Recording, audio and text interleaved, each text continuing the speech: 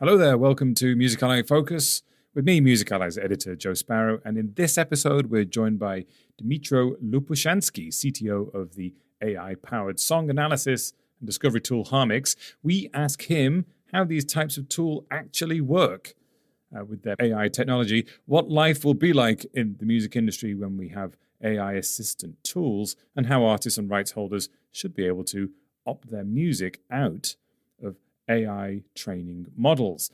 All of that in 1 minute. Now, if you're not aware, each Music Ally Focus episode analyzes one meaningful music business story at a time. So this podcast is also going to be quick. It should take the same amount of time as, hypothetically, Rob Vedke Cruz of the Netherlands could set up and topple 2,400 dominoes.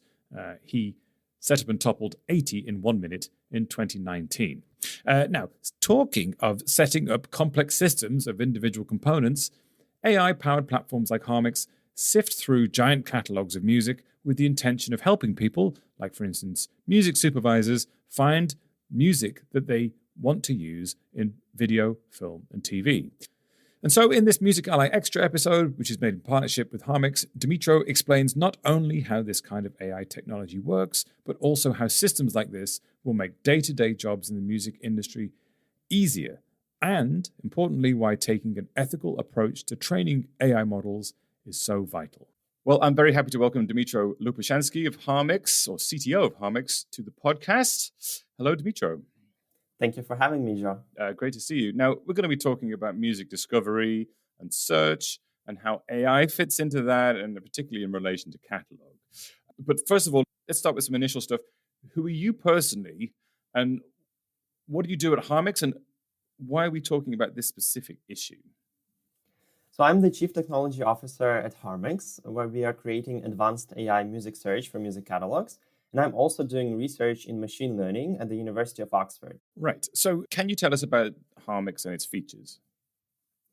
Yeah, so what we're offering is advanced AI music search, and it is tailored for production music, for TV and movie productions, for record labels, and just about anyone who has a music catalog that needs to be discovered. And we offer a few key functionalities, one of which would be prompt search, where the user can describe the music that they are looking for in just plain natural language. So if, say, you're looking for lush and uplifting instrumental featuring a guitar and a piano, then you can just enter it as it is, and we will be able to recommend music for it. You don't need to specify any additional tags or anything like that. You can just put it into words, how basically in the same way you would describe it to your colleague. And the prompt search consists of a few key functionalities. So one would be where you're describing the musical component and how it should sound musically. But then you can also describe a story that you want the music to fit for. So if you're looking for a track that would fit well with a scene where a father and a son are sitting on a bench and fishing by the lake, then you can put it like that. And it will be able to come up with recommendations that will fit well with the scene that you have on your hands. And then the third part of prompt search is reference. So if you want a track that sounds similar to some artist or to the soundtracks that are, let's say, in Titanic, then you can also specify that, and we will be able to find similarities and find a similar track. Right. So at the moment, it's kind of the users, people working in film and TV, who is using it? We are providing this to music businesses as an API or platform integration. So they can provide their music catalog to us. We would index it and provide the search functionality over that catalog. And then we are driving revenues for those music businesses because their clients are much more likely to find the music that they're looking for in that catalog. So it's actually replacing the problem that it is solving. It's replacing the previous approach to searching for music, which is based on tags, and where you need to specify specifically the genre, the mood, the instruments, and you have a drop-down list which is very limited, and it's not a great experience because it takes a lot of time to get to what you're actually looking for. So in addition to prompt search, we're also offering audio reference and video reference search. So you can upload a track that you have in mind. And a use case that we often get from music supervisors is, I want a track like that, but just cheaper version of it, or I want a track like that, but in this catalog that I have access to and that I can get the rights to. And then it works really well. And people get, and the feedback that we hear from people is really positive. Yeah, what are they saying? Because I mean, I'm trying to understand here. You're talking about tagging, moving on from tagging this older system, which was perhaps all that was possible, to this more nuanced approach. So, what are the people who are using it saying how it affects how they work and the outcomes of the music that's selected? They say that it helps them save time. And for the video makers that we are talking to that are using the search functionality on the website externally, they're saying that they are much more likely to find what they're looking for using the new search that's enhanced with AI rather than the previous way of searching with just manually selecting the tags. So this is the use case for people looking for music. But then for internal sync departments, for example, those music supervisors are just much more efficient in their job, and they are able to respond to more music briefs and cover more projects. So this is also useful for them. You mentioned there that it's sort of as an API aimed at people who have a catalog and they're trying to get more value from it. Obviously, you can see how that works with time savings. But what about, how do you know what's in your catalog when you have a catalog that gets over a relatively small number, right? It's very difficult to pinpoint exact songs. So what are they saying to you in terms of, I had this perfect song in my catalog and I never knew it was there and I pulled it out? Is that what you hear from them?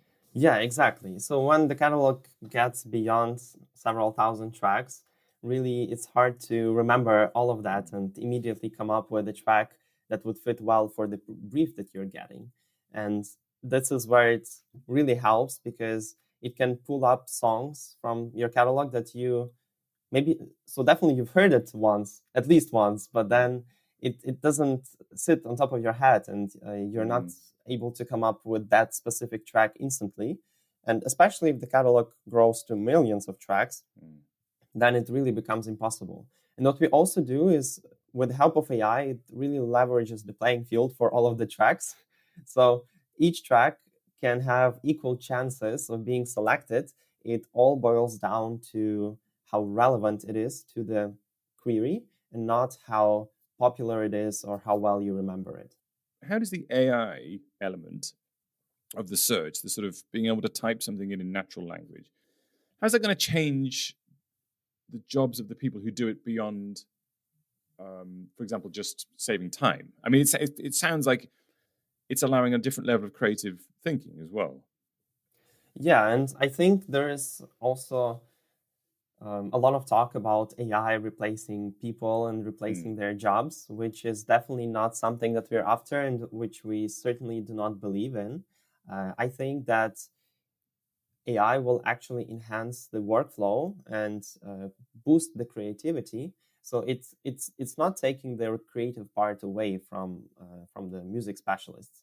It definitely helps in aiding that creativity. So instead of, say, you're looking for a track, instead of going through lots of different recordings, not necessarily relating to what you want to find, you can narrow it down to just a specific subset that would be interesting to you. And also something that I've heard people say is that they come up with the decision of what is the sound that they are looking for when they listen to multiple tracks. So it's not that we can recommend just one track and people would listen to just this one track and say, yeah, this is perfect. People come up with a right approach to finding in music and to music discovery by listening to many pieces of music. And our goal is not to just say, this is what you were looking for, but instead, these are the tracks that are really well suited to what you just entered in the prompt. Have a listen to it and make up your mind. And if you don't like the returned results, you can always specify and tune the prompt and add a bit more of certain instruments that you're looking for, or change it up a little bit. So you have the freedom. It's a very creative tool, and we are there just to help the creative process, not to replace it. One of the things we're starting to understand in a more general sense about AI is that it's changing the entry point. So it raises the bar of entry, if you like, to a certain topic. It allows you to come in at a higher level of whatever it is you're doing. So like you're able to get more quickly to the complicated or the interesting part, which is, with Harmix, you're getting songs that hopefully are better suggestions. What I'm interested in is a little bit more about the comparison between how it used to happen with tagging, right, in terms of the process and the results. I've spoken to a lot of people about tagging of music over the years, and everyone was dissatisfied with it, right? But it was the only option, and there's all the classic examples of, we have this giant catalog, and some of these songs were tagged 15 years ago by the intern because we gave it to the person who was doing work experience with us for 3 weeks, and then it's been tagged like that in the catalog ever since. Does Harmix, when it's looking at the music and analyzing it, does it keep in mind historic tags, or does it just start afresh from analysis perspective? Yeah, I think it's great to understand that a lot of similar approaches to finding music using natural language, they are still based on tagging. So the very base approach to this technology is to take the natural language prompt, translate it to tags, and then use the tags to filter the catalog. This is radically different from what we are doing, where we've been doing research for more than 4 years, and we filed a few patents for this technology that we've built, and we are specifically translating the text into the music dimensions. So it's a multimodal machine learning approach where both the text, and we are also supporting video search, and music, they are all combined into one dimension, and you are able to freely search in between those. So it's a much more fine-tuned approach, and it's yielding much better results as well. And also to comment on the question of what are the results that we are seeing, it's with our clients that we're integrating the AI search with, we're seeing that there's at least a 30% increase in successful search requests, which we are able to measure by comparing the historical trends of how people look for tracks, how they either request license for it, buy, or like them, and then how it's changing when people are integrating the advanced search. Okay, let's talk then a bit more about your work, your research, and how that relates to this and machine learning and AI. Well, first of all, on a personal level, why, when you're studying something like machine learning and vast amounts of data and how it's processed, you could pick any industry to do this in, right? Why music? Well, I do believe music is an unexplored area in general in machine learning. People have already achieved great results for images, for text, but not really for music. And it's just starting to become a thing, actually, right now, the multimodal machine learning, and it's great to be part of it. And when I started doing research in this area, I immediately was looking for some gaps and for some specific niche machine learning where I can actually contribute and do something great. And I found that audio is a perfect niche case for it. So we gathered a team, and we've been working for a few years to create this kind of technology and push the boundaries of what was possible before with music selection. Yeah. So this is a big question and possibly can't be answered in like a 1-minute answer, but how does it work? Because we talk about AI now as if it's in everything, right? I've seen washing machines advertising AI functionality, right? Which I'm fascinated by the contribution of AI to washing your clothes. But how does the AI work? When you talk about a multi-model system, how does it actually work? How does it process music and assign, let's say, a mood of like, a father and son sitting on a bench on a sunny summer's day? Like how do you get from there to there? For this AI magic to happen, What we really need is a great data that is of great quality.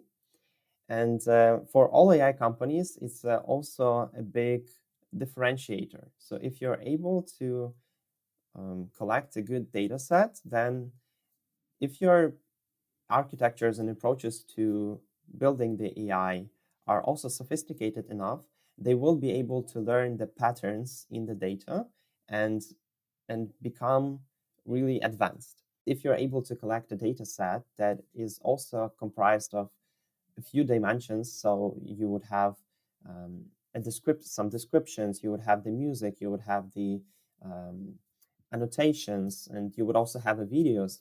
So all of that is required to make sure that the AI is able to learn the patterns in that data set. So the AI, so you, just to clarify that, so it's when you talk about data, we're talking about the music itself, so the WAV file or whatever, and it's actually, one thing it's doing is identifying, I don't know, melodies, feeling, texture in music, but then you're also talking about ancillary data like metadata, for example, track descriptions and BPM and things like that might be supplied in the metadata, and then that's combined. Yeah. As someone who's coming from the outside and someone who specializes in data, how good is the music industry at standardizing this kind of data and supplying good data? So it's really difficult to verify that the data that you have on hand is good. Yeah. And we have a whole team dedicated to making sure that the data set that we're building are of great quality. And even though there are some things that we can automate, there are still parts that require manual checking. But we do want to make the manual checking smaller. Yeah, this is really important, isn't it? Because I guess for every platform, the quality of that data set is the secret sauce, right? So the Harmix secret sauce is making sure that is as good as possible. And these are massive data sets. What is an example of human intervention that you sometimes need to step in and check?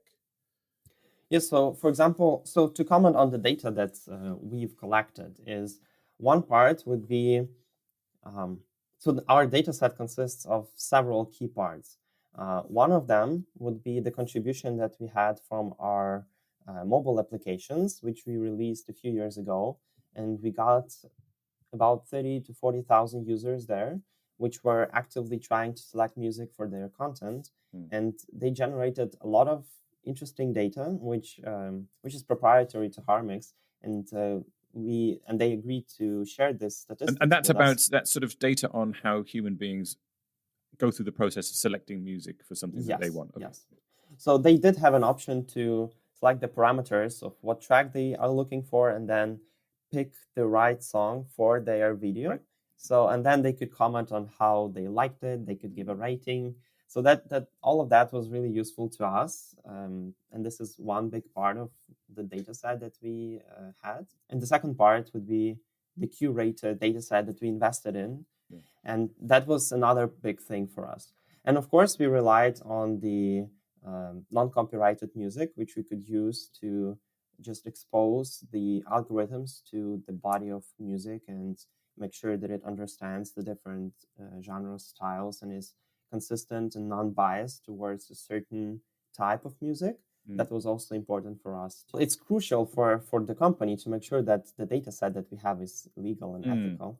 And we want more companies in the industry to pay a lot of attention to it. So we want to lead by example, but also make sure that everyone on the market is also following that. Well, let's talk a bit more about ethics. And you mentioned that you have a very clear line that you've drawn that all the data you ingest should be done ethically in terms of ownership, respecting ownership of rights, and getting it from not just, I'm not saying other companies do this, but not just scraping the entire internet and saying, oh, it's mine now.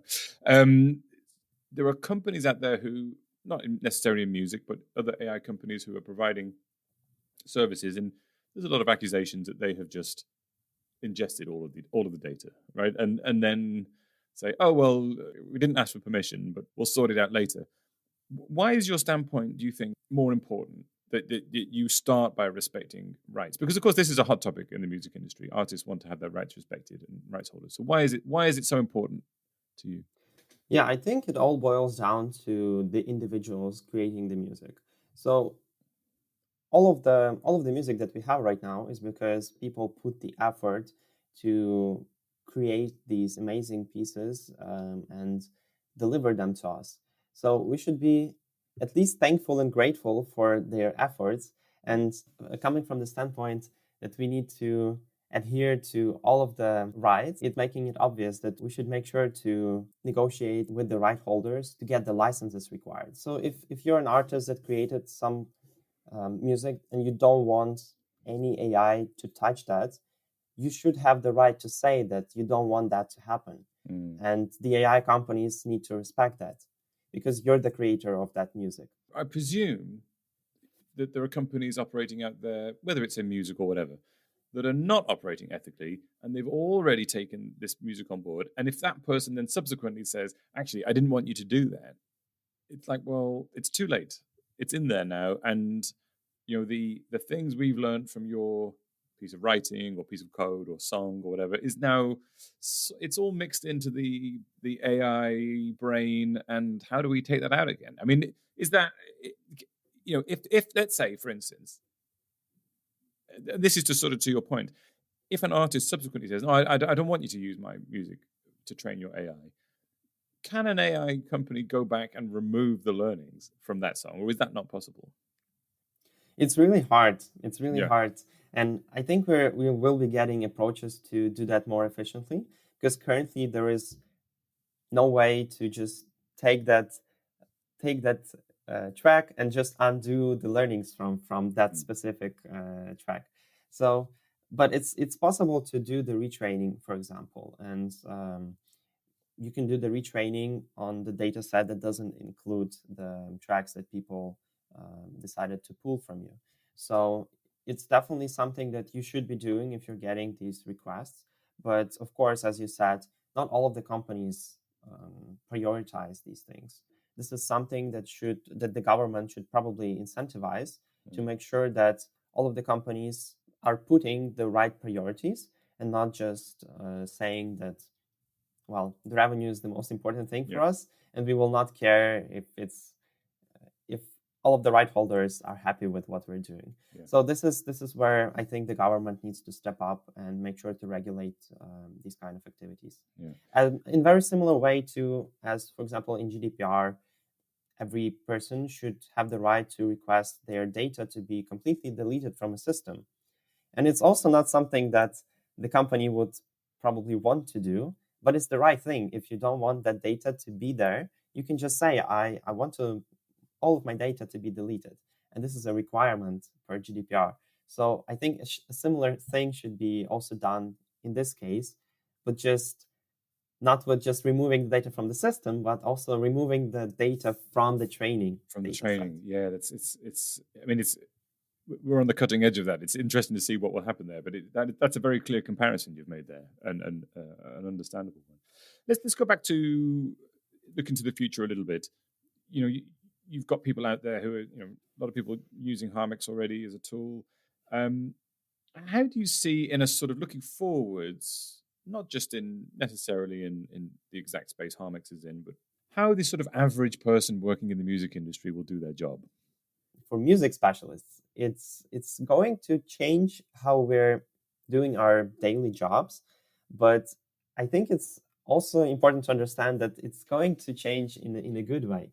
It's not that someone would be forcing some AI to just be definitely used. I think it's going to happen naturally when you see that some of the processes that you find to be rather tedious or boring, and you would be able to use some tool that will just replace that part of the job that you don't find interesting, and you can focus more on other parts that are more creative and that you enjoy doing more. I think it will also create new possibilities in terms of new jobs. So, for example, prompt engineering, something that we've never had before, where people are trying to come up with the right prompts to make the AI do the job, is something that was never needed before, but now it has become a thing. Similar changes, I think, will happen in the future, and it's great to be witnessing that. I think that's an interesting point, isn't it? That there is a lot of fear around the unknown, right? And that's understandable, but it is starting to sort of sound like the things that are going to change for us normal people immediately is taking away the pain points of repetitive work or boring work. And I for one, someone who answers reluctantly hundreds of emails every week, I can't wait for my email provider to provide an AI tool that helps me process my email. It's almost, they almost sound boring, but actually they're so fundamental, right? I mean, and I guess that, that is, you get better results by using a platform like yours, but also you're winning back time to do things that you find more meaningful and creatively useful.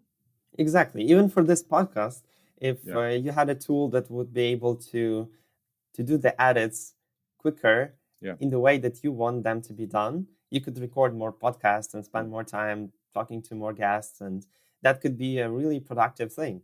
Let's focus back on Harmix and search for music. So where do you see the AI development, let's say specifically yours, going in this space? It sounds like you're retraining the model all the time to be better, right? So as you look forward, what sort of benefits do you see that having?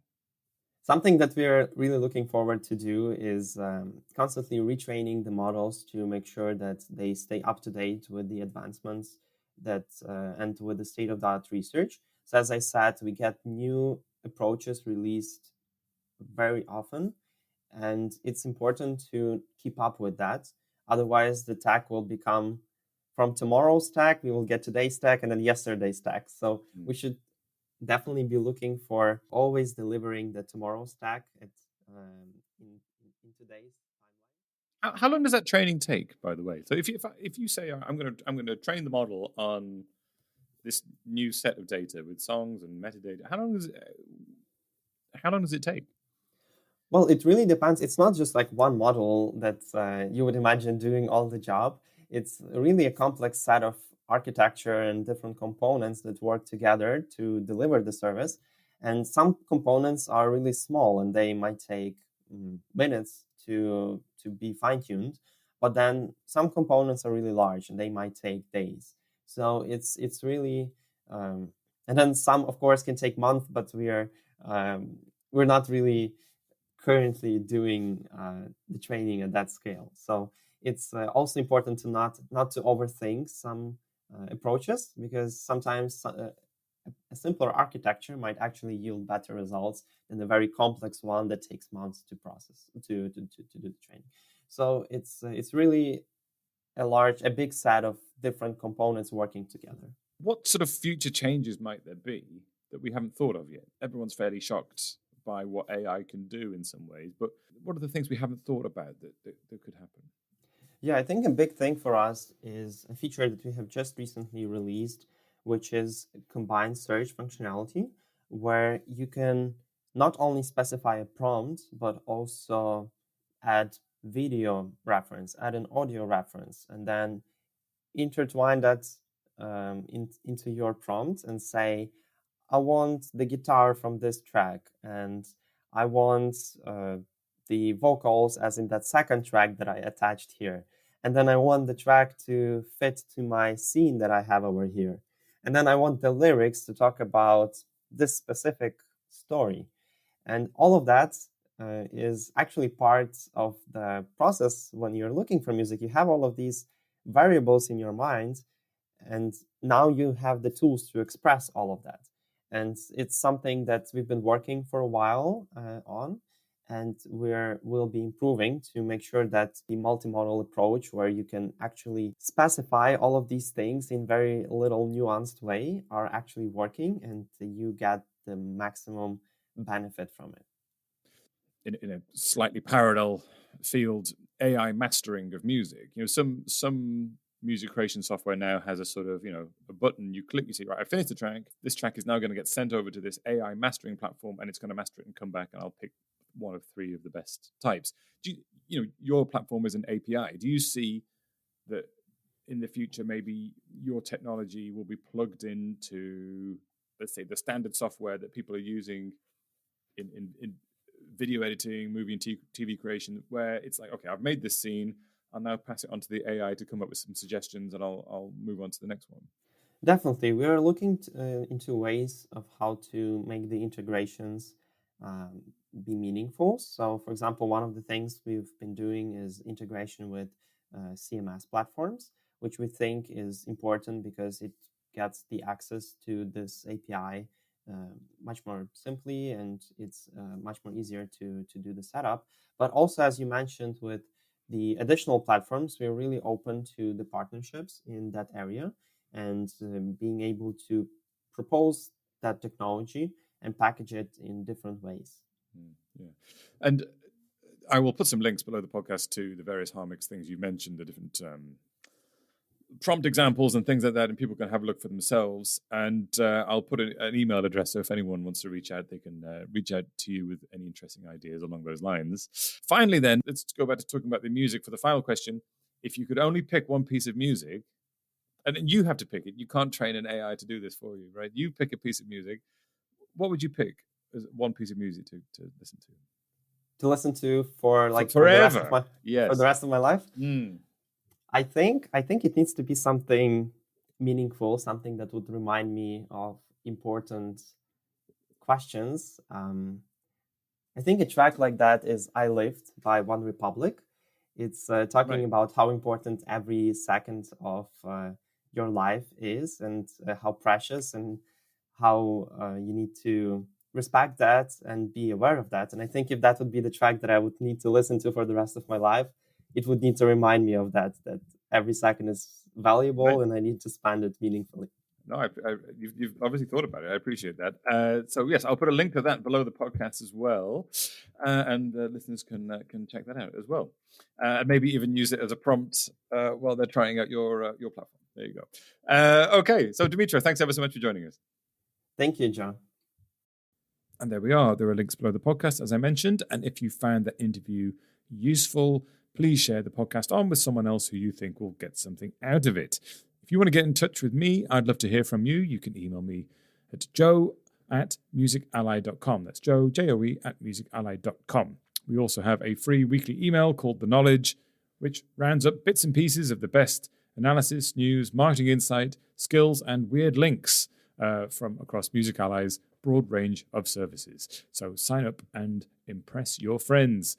Links are in the description, as always. That's it. Thanks for listening. I've been Joe Sparrow. You've been you. And until next time, farewell.